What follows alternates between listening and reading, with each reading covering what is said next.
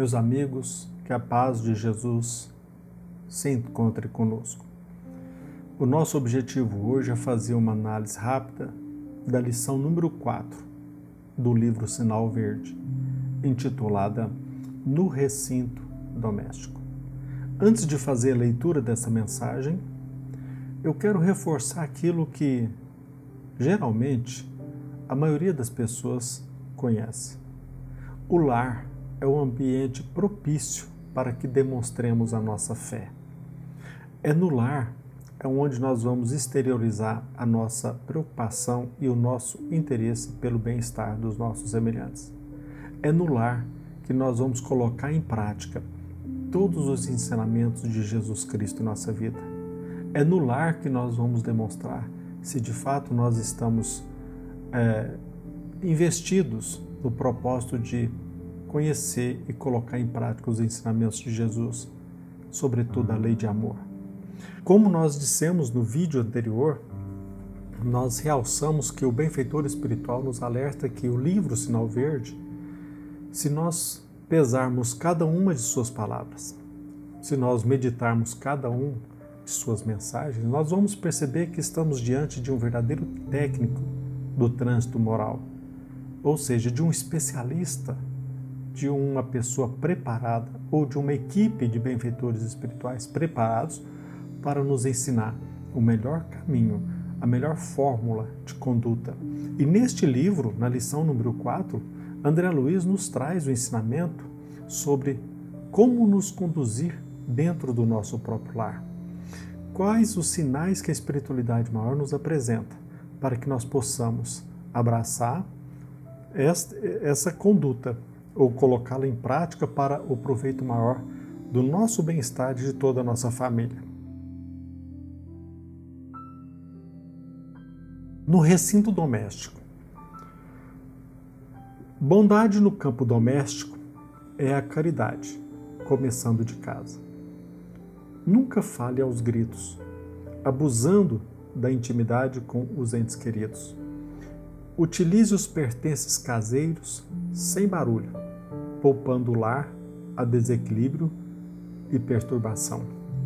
Aprenda a servir-se tanto quanto possível, de modo a não agravar as preocupações da família. Colabore na solução do problema que surja, sem alterar-se na queixa. A sós ou em grupo, tome a sua refeição sem alarme. Conserve edificando harmonia. É sempre possível achar a porta do entendimento mútuo quando nos dispomos a ceder, de nós mesmos, em pequeninas demonstrações de renúncia a pontos de vista. Quantas vezes um problema aparentemente insolúvel pede tão somente uma palavra calmante para ser resolvido? Abstenha-se de comentar assuntos escandalosos ou inconvenientes. Em matéria de doenças, fale o estritamente necessário.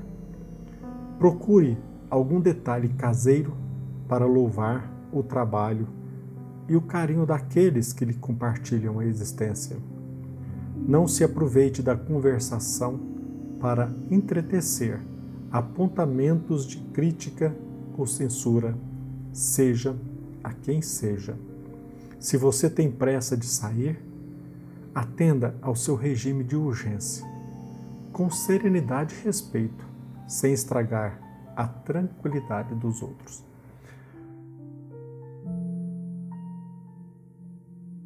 Esta mensagem, todos os pontos são importantes, mas vocês devem ter percebido que se trata de assuntos, pontos de vista raramente tratados ou comentados nas casas espíritas ou igrejas.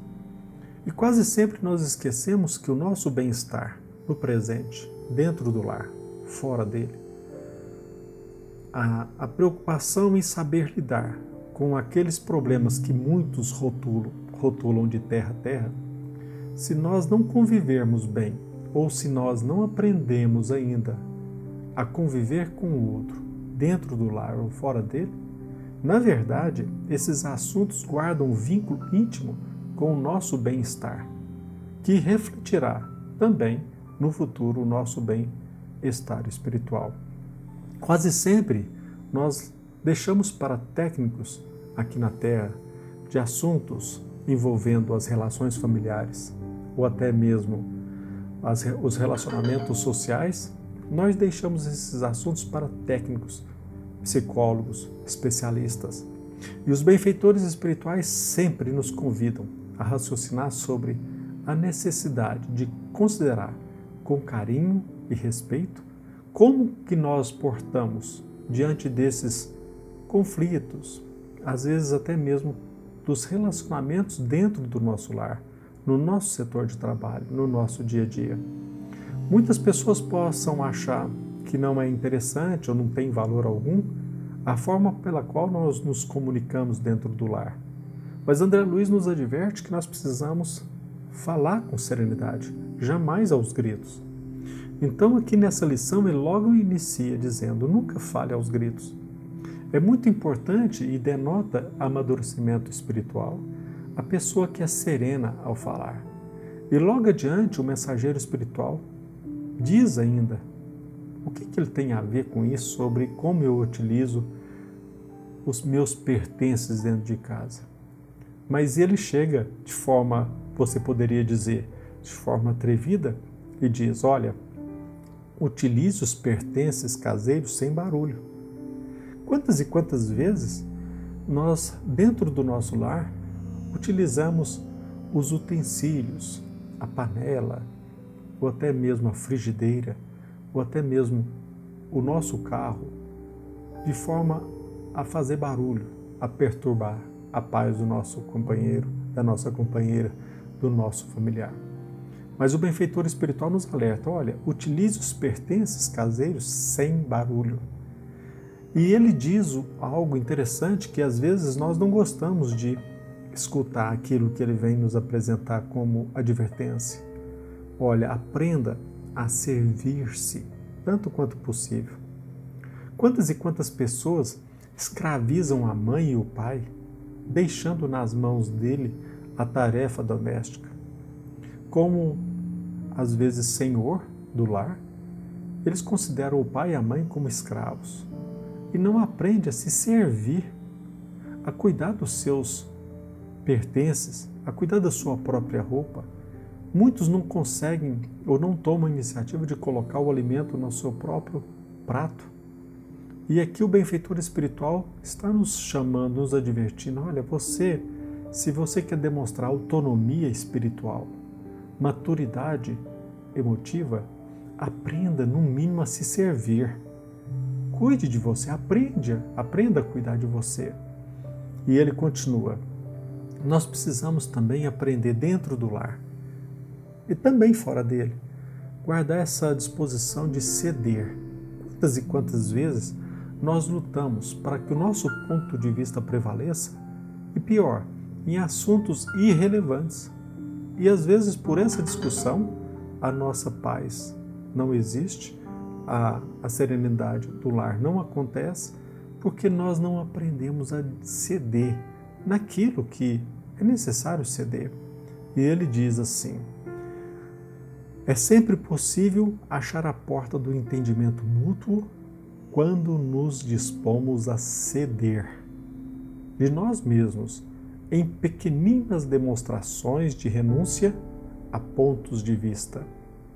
Então, é um convite à nossa maturidade espiritual para que dentro do lar vamos aprender a ceder. Quantas e quantas vezes nós pensamos ou nos rotulamos como democratas se a gente não respeita o ponto de vista do outro? Quantas e quantas vezes nós precisamos ser maduro bastante para ceder no nosso ponto de vista? Porque o que é um ponto de vista? É a vista de um ponto. Então, olha como a espiritualidade nos ajuda. E continuando, ele diz: quantas vezes um problema aparentemente insolúvel pede tão somente uma palavra calmante para ser resolvido? Meus irmãos, certa vez aconteceu comigo, com minha esposa, nós estávamos dirigindo ao trabalho, quando então a minha esposa recebeu um telefonema noticiando o sequestro de nossa filha. Logicamente, minha esposa ficou desesperada. Eu não posso negar para vocês que eu também emotivamente me desequilibrei, mas eu me lembrei dessa mensagem, pedindo-me calma naquele momento. E quase que instintivamente eu conduzi o veículo para o colégio onde a minha filha se encontrava. E felizmente nós tivemos a grata notícia de que ali ela se encontrava em paz. Simplesmente nós conseguimos a calma através de uma decisão sensata, serena, e que talvez aquilo que era insolúvel, por exemplo, minha filha sequestrada, na iminência de ser torturada, mas a calma, como diz o benfeitor, uma palavra calmante, porque eu disse para minha esposa, vamos primeiramente para o colégio, continue conversando com ele, e felizmente nós tivemos a grata notícia de que a nossa filha se encontrava no colégio. O benfeitor espiritual nos recomenda a evitar assuntos escandalosos e inconvenientes. No livro Nosso Lar, a irmã Laura pede para que na refeição nós evitemos também comentários ou assuntos degradantes. E o benfeitor continua, procure algum detalhe caseiro para louvar o trabalho e o carinho daqueles que lhe compartilham a existência. Ou seja, nós precisamos fomentar e desenvolver em nós o hábito do elogio. Para nós, quase sempre, a pessoa, quando faz algo certo, ela está cumprindo o seu dever. E só nos dirigimos a ela quando ela faz algo errado, para que nós possamos repreendê-la. Aqui, a espiritualidade maior está nos pedindo, olha, elogie, faça o comentário, quer dizer, louve o trabalho e o carinho daqueles que lhe compartilham a existência. Então, é um convite para que todos nós, dentro do lar, vamos começar a louvar, a agradecer, vamos, com carinho, nos reportar aquela tarefa que foi bem desenvolvida pelo nosso companheiro, pela nossa companheira, pelos nossos filhos. Então, meus irmãos, nós precisamos, para finalizar, perceber que a espiritualidade maior, André Luiz, os benfeitores, em nome de Jesus Cristo, eles se preocupam em assuntos que tocam o nosso cotidiano. Quase sempre, repito, nós nos dirigimos à igreja, ao centro espírita, para tratar de assuntos que para nós é eminentemente espiritual. E esses assuntos seriam atinentes ao terra-terra. Não existe esta visão cristã. A visão de Jesus Cristo é uma visão holística. Onde quer que nos encontremos, nós devemos deixar o carimbo da paz, o carimbo da serenidade, o carimbo da paciência, o carimbo da compreensão. Porque é dentro do lar, sobretudo, que nós vamos demonstrar se nós temos mesmo fé em Deus. Que Jesus nos abençoe, agradecemos a espiritualidade maior e que tenhamos muita paz.